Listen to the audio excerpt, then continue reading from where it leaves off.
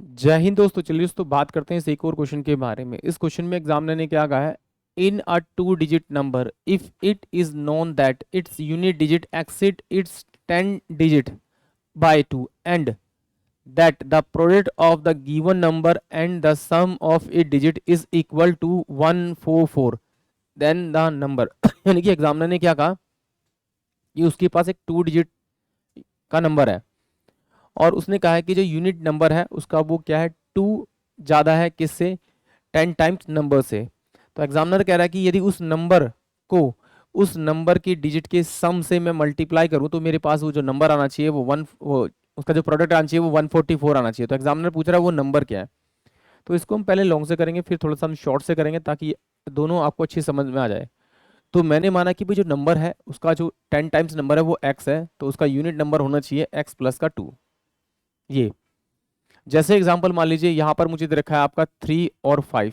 तो 10 times number तो मेरे पास 3 हो गया और यूनिट नंबर मेरे पास 5 हो गया, इन दोनों का डिफरेंस तो हो गया 2 हो गया और यूनिट नंबर क्या है मेरे पास में आपका 2 ज़्यादा है। तो एग्जामिनर ने कहा कि भाई जो नंबर है मेरे पास में वो पहले मेरे पास क्या होगा, 10x प्लस का x प्लस का 2, ये पूरा नंबर होगा। कैसे, यहाँ पर देखिए इसको मैं लिखूंगा तो 30 प्लस का मैं 5 ही तो लिखूंगा। इसको अगर पहले मैं पूरे नंबर को लिखूँ 30 प्लस का 5, तो ऐसे ही 10x प्लस का x प्लस का 2 हो जाएगा। इनटू में जो नंबर दे रखा है वो नंबर के डिजिट का सम, यानी कि ये और ये इन दोनों का सम करूंगा तो 2x प्लस का 2 ये बराबर में हो जाएगा आपका कितना, 144। ये मुझे एग्जामिनर ने दिया हुआ है 144, ये मुझे गिवन दे रहा हुआ है। अब इसको सॉल्व करेंगे तो मेरे पास कितना आ जाएगा आपका, ये 11x प्लस का 2 और ये हो जाएगा आपका इनटू में x प्लस का मेरे पास 1 और ये बराबर में ये 2 इधर जाएगा कॉमन निकल के, ये इसमें से 2 कॉमन निकालेगा, इसको मैं काट दूंगा तो 72 आ जाएगा। यस।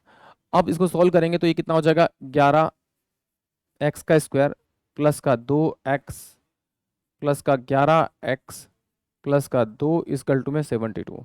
इसमें से इसको माइनस करूंगा तो माइनस करने मेरे 70 बचेगा, तो ये क्या आ जाएगा 11x का स्क्वायर प्लस का 13x और ये हो जाएगा आपका माइनस का आपका 70 इक्वल टू में 0। अब 70 और 11 को मैं मल्टीप्लाई करूंगा तो मेरे पास 770 आ रहा है।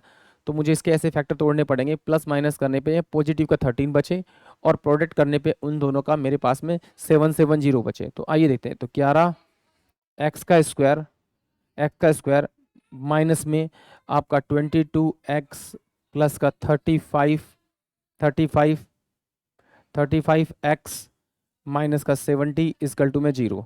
तो यहाँ से अगर 11 मैं कॉमन निकालूंगा तो 11x कॉमन निकालूंगा तो मेरे पास में x माइनस का 2 बचेगा यहाँ पर, प्लस का मैं 35 यहाँ से निकालूंगा तो मेरे पास x माइनस का 2 मेरे पास ये बचेगा इक्वल टू 0। तो x माइनस का 2 एक वैल्यू आ गई मेरे पास में और 11x और प्लस का 35 दूसरी वैल्यू आ गई मेरे पास में। तो यहाँ से ये तो मेरा नेगेटिव हो जाएगा, इसको खोलूंगा तो x की वैल्यू मेरे पास में कितनी आएगी, 2 आ जाएगी।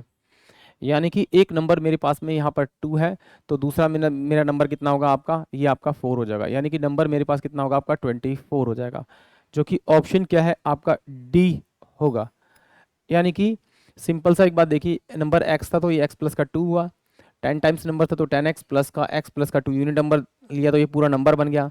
अब इनके नंबर के डिजिट को जोड़ूंगा तो x प्लस का 2, ये मेरे पास 2x प्लस का 2 हो जाएगा, बराबर में दोनों का मल्टीप्लाई करने पे 144 बनना चाहिए। सॉल्व किया तो मेरे पास में क्या गया, एक वैल्यू आई x माइनस का 2 और दूसरा आई मेरे पास में 11x प्लस का 35।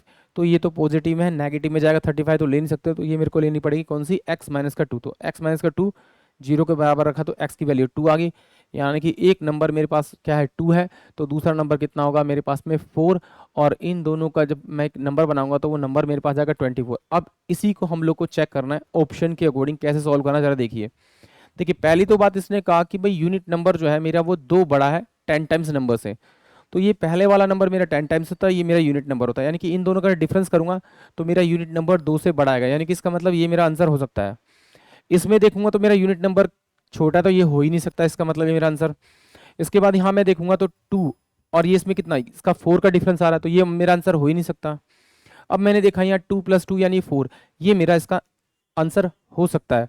तो अब मैं इन दोनों को ही सॉल्व करूंगा, बट एग्जामिनर ने क्या कहा है मुझे कि भाई ये जो नंबर है 46, इसको मल्टीप्लाई करो इन दोनों के सम डिजिट के सम से। तो मल्टीप्लाई करूंगा, 46 में इन दोनों डिजिट का सम मैं अगर मल्टीप्लाई करूंगा तो मेरे पास 6 प्लस का 4 10 आएगा, तो ये 460 आएगा, जो कि यहाँ पर नहीं है। ये कितना है मेरे पास में 144 है। तो मैं इसे क्या करूंगा, दूसरे ऑप्शन यानी लास्ट वाले को चेक करूंगा। तो देखिए 2 और ये 4 है प्लस का 2 प्लस का 4 24, तो मेरे पास डिजिट हो गया। अब उनके डिजिट का सम करना है, इन दोनों को प्लस करूंगा तो मेरे पास कितना आएगा 6, और इन दोनों को मल्टीप्लाई करूंगा तो मेरे पास 144 है। 6 चौक 24, 6 दूनी 12 14, यानी कि 144, यानी कि ऑप्शन जो डी होगा वो इस क्वेश्चन के लिए करेक्ट होगा। आई होप आप सभी को क्वेश्चन समझ में आया होगा। जय हिंद, जय भारत।